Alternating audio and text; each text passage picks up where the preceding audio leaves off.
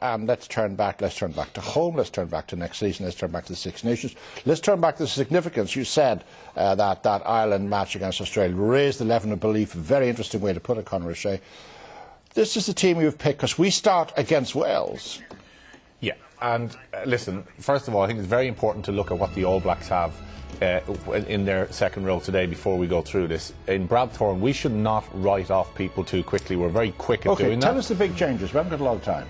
Big changes. I would like to see us take a punt in the back row with someone who's got a lot of potential in Dominic Ryan, make it a balanced back row and move Stephen Ferris up into the second row, keeping Paul O'Connell. Now, we can keep the same team, but over the next 3-4 years, we have to slowly make some shifts. Murray and Sexton are definitely the future at 9 and 10.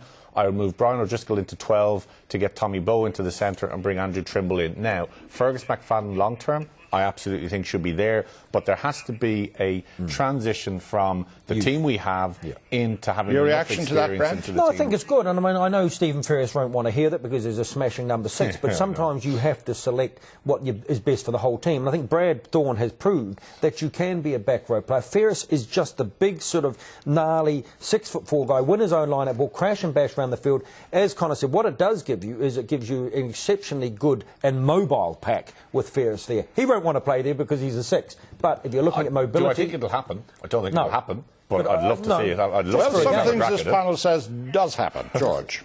Well, the worry about the team that Conor has picked is putting Ferris in the second row, which is a smashing idea and which I support, but it also illustrates our lack of depth in the second row, that Conor didn't have an obvious up-and-coming partner for O'Connell, and Ferris is the right choice. But there is a what about Bowe in the centre? Because we have a shortage in the centre as well. We've lived with Darcy and O'Driscoll, and Connor's addressed it. Very well with them.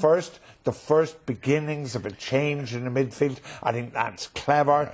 I like the back row. I think if Earls doesn't sort out his defence during the Six Nations Championship, his career is going to come to a sudden stop at international level.